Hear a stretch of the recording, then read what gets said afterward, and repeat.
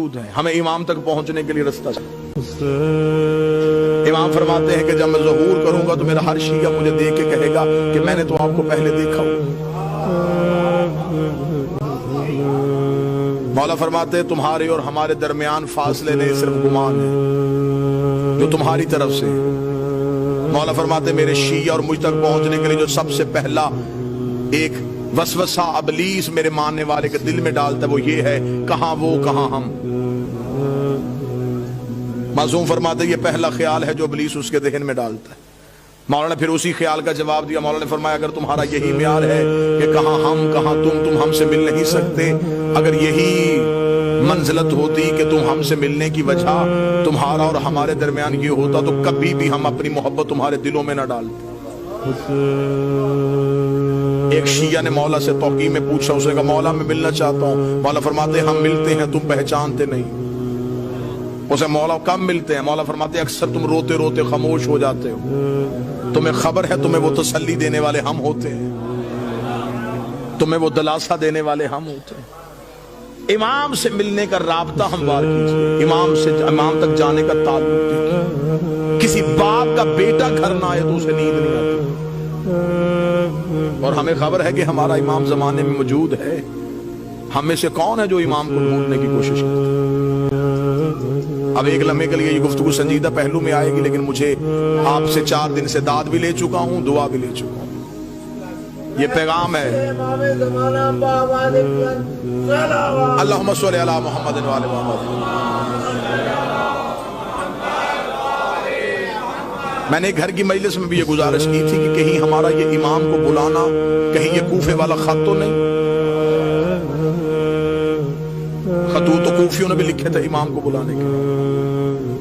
ہمیں امام سے صرف امام کا انتظار نہیں کرنا، امام کے رستے کو ہموار بھی کرنا۔ توجہ آپ صاحبان فرمائیں گے سر،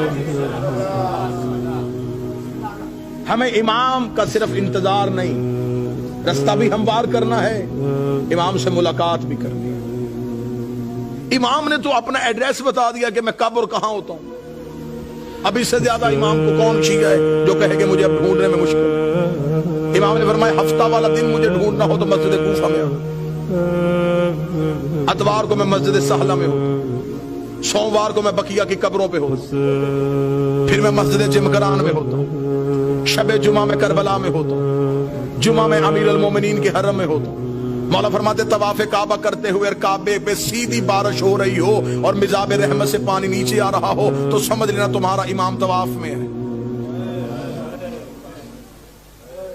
اب اس سے زیادہ آسان نشانیاں کون بتائے؟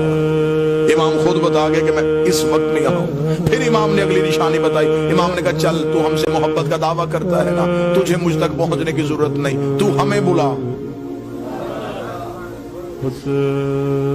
اتنا امام کی موجودگی کا یقین رکھو کہ امام فرماتے ہیں کہ دسترخوان میں ایک فرد کی جگہ خالی چھوڑو۔ تمہارے گھر میں بچے پوچھیں گے جگہ کس کے لیے تو کہہ دینا ہمارا امام موجود ہے۔ عرب کی ایک مستور برقع پہن کے سوتی تھی، مستورات نے کہا کیوں برقع پہن کے سوتی ہے؟ اسے کہا امام کا ظہور ہو گیا، برقع ڈھونڈوں گی یا امام کے لشکر میں جاؤں گی؟ ملاقات با امام زمانہ حسن ابتہی 2 جلدوں میں کتابیں لکھی ہوئی۔ کتنے لوگ ہیں جو امام سے ملاقات کر چکے ہیں؟ ایک عراق کا رہنے والا شیعہ ہر روز گھوڑا لے کے چوک پہ تلوار لے کے کھڑا ہوگا، لوگ پوچھتے کیوں کھڑا ہے یہاں پہ؟ اس کا امام کا انتظار کرو۔ لوگوں نے اسے پاگل تصور کرنا شروع کر۔ ایک دن کسی نے مذاق میں کہا تو یہاں کھڑا ہے، امام تو وہاں آ چکے ہیں۔ اس نے اپنے گھوڑے کا رخ موڑا، دوڑا اور پھر کبھی بھی واپس نہ آیا۔ یقیناً وہ امام کے لشکر میں شامل۔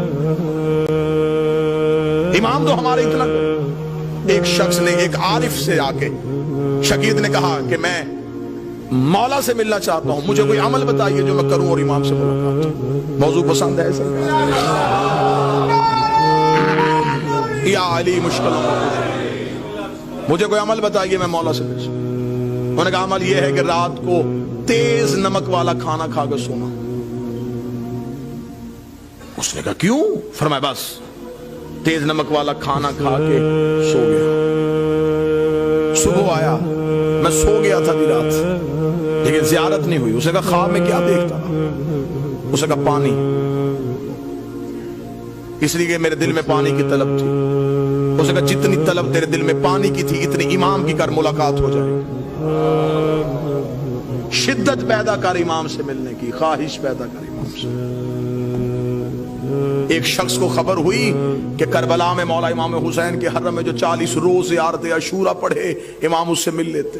اور یہ آج بھی ہے, منقول ہے روایات میں کہ حرم امام حسین میں زیارت عاشورہ کا 40 روز کا عمل کیا جائے تو امام مل لیتے. وہ 40 روز زیارت عاشورہ کا عمل کرنے کے لیے چلا گیا. جیسے جیسے دن گزرتے گئے ذہن میں اعتماد ختم ہوتا رہا کہ نہیں, ملاقات نہیں ہو سکتی, میں اس قابل نہیں, میں گنہگار ہوں, وہ مجھ سے نہیں ملیں گے. بس یہ اعتماد کم ہوتا گیا. دن قریب آنے شروع ہو گئے. ذہن میں آیا گھر واپس چلا جاؤں, بچے اکیلے ہوں گے, کاروبار تباہ ہو رہا ہوگا. گھوڑے پہ بیٹھا اور حدود حرم سے نکلا. جب وہ کربلا سے نکل رہا تو گھوڑا سوار اس کے ساتھ چلا. گھوڑا سوار کی آواز آئی, کہاں جا رہا ہے؟ کہنے لگا کوفہ. کس رستے سے جائے گا, خشکی کے یا فرات کے؟ کہنے لگا خشکی کے رستے. گھوڑا سوار کی آواز ہے, پھر کوفہ میں ایک میرا کام کرے گا, ایک امانت ہے, وہ کوفہ میں ایک شخص کو دے دینا. کہنے لگا کیا امانت ہے؟ اس نے کہا کوفہ میں ایک ریان نامی شخص رہتا ہے, اسے یہ 40 دینار دے دینا. جب تو اس کے دروازے پہ جائے گا, دستک دے گا, صبح کا وقت ہوگا, وہ دروازہ کھولے گا, اس کے بازوؤں پہ خون کے چھینٹے ہوں گے. پریشان نہ ہونا, وہ قصاب ہے, صبح صبح جانور ذبح کرتا ہے. ذہن میں پھر نہ آیا کہ جو پہنچنے سے پہلے وجہ بتا رہا ہے.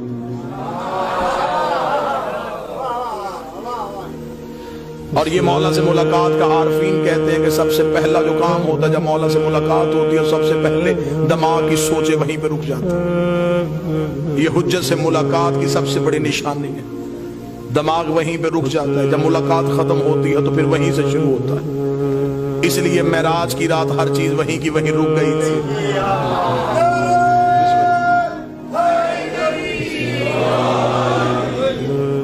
اب جب گھوڑا سوار واپس پلٹا تو اس نے آواز دے کے کہا, اس نے کہا اگر وہ پوچھے یہ کس نے دیے ہیں تو اپنا نام تو بتائیے. گھوڑا سوار کی آواز ہے, کہہ دینا بقیہ نے دیے. میرے مالک کا لقب ہے بقیت اللہ. چلا گیا, جا کے کوفہ میں صبح پہنچا. اسی قصاب کے دروازے پہ دستک دی, اندر سے وہی شخص نکلا, بازوؤں پہ خون کے چھینٹے. دیکھیں گا مجھے خبر ہے تو صبح صبح جانور ذبح کر رہا ہے. کہاں سے آیا؟ کہنے لگا کربلا سے آیا ہوں. تو میرے دروازے پہ کیوں آیا ہے؟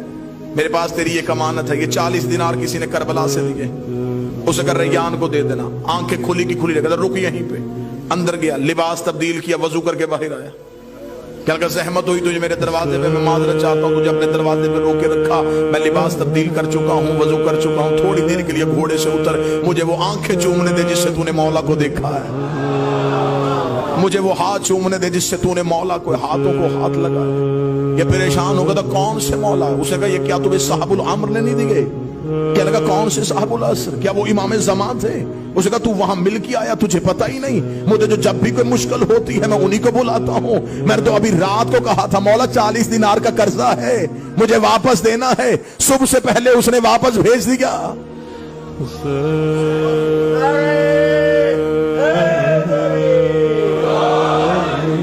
مولا فرماتے اتنا مجھ پہ یقین. جب تمہارا یقین اتنا بڑھ جائے گا پھر تم اپنی مشکل کسی کو بتاؤ گے نہیں. اب یہ محبت کا معیار ہے. امام فرماتے ہیں میرے شیعوں مجھ سے رات کو سرگوشیاں کیا کرو. سرگوشی کیا, تکیے کے سر رکھ کے اپنے دکھ مجھے سنایا کرو. امام فرماتے تو تکیے پہ سر رکھ کے مجھے اپنے دکھ سنا کے سو جا, صبح کا سورج طلوع ہونے سے پہلے تیرے دکھ نہ ٹالوں, مجھے بطول کا لال نہ کہنا. تو مجھ پہ اعتماد تو کرو, تو مجھ پہ یقین تو کرو, تو مجھ تک پہنچنے کا رستہ تو تلاش کرو. امام فرماتے ہیں میرا شیعہ وہ ہے جو میرا ظہور ہر روز مانگے.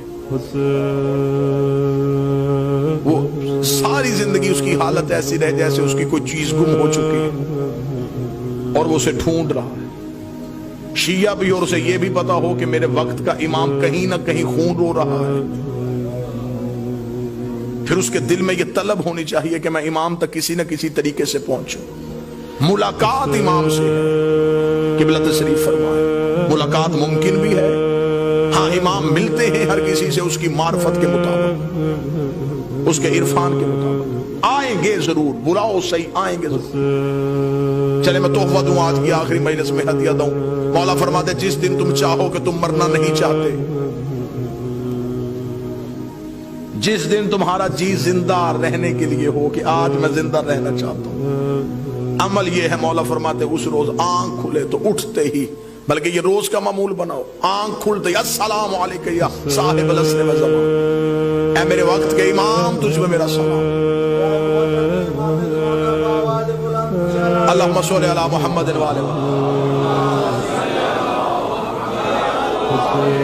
سائل نے کہا مولا کریں گے سلام تو موت کیسے نہیں آئے گی؟ امام نے فرمایا سلام سنت ہے، جواب دینا واجب ہے۔ تم سلام کرو گے وہ جہاں بھی ہے واپسی میں جواب دے گا علیکہ السلام، جب وہ کہہ دے سلامتی ہو تو پھر موت کیسے آ سکتے؟ اب امام تک پہنچنے کا رستہ کس نے تعین کرنا ہے؟ جب حجت موجود ہو تو پھر ہمیں غیر کے دروازے پہ جھکنے کی ضرورت بھی نہیں۔ سرکار صادق بادشاہ کا دور تھا، اللہم صلی علی محمد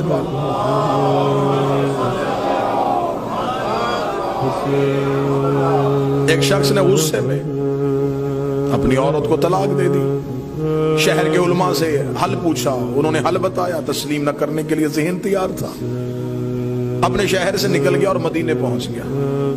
جب مدینے پہنچا تو اس نے لوگوں سے کہا کہ یہاں پہ رسول کا کون سا بیٹا ہے؟ ان کا رسول کا ایک بیٹا ہے، نام ان کا جعفر، لقب ان کا صادق ہے۔ انہوں نے کہا میں ان سے ملنا چاہتا ہوں، اس سے میں نے اس مسئلے کا حل پوچھنا۔ اب حجت تک پہنچنے کا رستہ بتانے لگا کہ کیا توکل کیا چاہیے، اعتماد کیا چاہیے۔ اس نے کہا میں امام سے ملنا چاہتا ہوں اور پوچھنا چاہتا ہوں کہ میرے اس مسئلے کا حل کیا ہے۔ وہاں کے رہنے والے لوگوں نے کہا کیا تو آسان سمجھتا ہے امام سے ملنا؟ حکومت نے پابندی لگائی ہوئی ہے، امام سے ملاقات کا تصور بھی نہیں، امام کو گھر میں نظر بند کیا ہوا ہے، گلی میں مخبروں نے گھر لیے ہوئے ہیں، فوجیوں کے پہرے ہیں، سپاہیوں کا ہجوم ہے، تو امام تک نہیں پہنچ، یہیں سے واپس چلا جا۔ اور اگر کوئی دینی مسئلے کے بارے میں جواب لینا ہے تو یہاں پہ بہت سے ایسے لوگ ہیں جو دین کے بارے میں جانتے ہیں۔ اس نے کہا نہیں، جب وارث دین موجود ہے تو پھر میں کیوں کسی کے پاس ہوں؟ انہوں نے کہا پھر تو ان سے تو نہیں مل سکتا، ان سے تو ملنے پہ پابندی ہے۔ میں واقعہ پڑھتا جاؤں گا اور آپ نے آج کے دور میں اسے دیکھتے چلے جانا یہ کہاں کہاں نشانیاں دیں۔ اس نے کہا جب امام موجود ہے تو میں کیوں پوچھوں، میں امام تک پہنچوں گا۔ انہوں نے کہا پھر تو امام سے تو نہیں مل سکتا کیونکہ ان سے ملنے پہ پابندی ہے۔ اس نے کہا پابندی بتا رہی ہے کہ یہ سچا ہے، اس لیے کہ جھوٹ پہ کبھی پابندی نہیں ہوتی، پابندی ہمیشہ حق پہ ہوتی، لہذا میں امام تک پہنچوں گا، ہر صورت پہنچوں گا۔ اب یہ جب بھی اس گلی میں داخل ہو، فوجی روکے، سپاہی روکے، خوف میں آ جائے، ڈر جائے، واپس آ جائے۔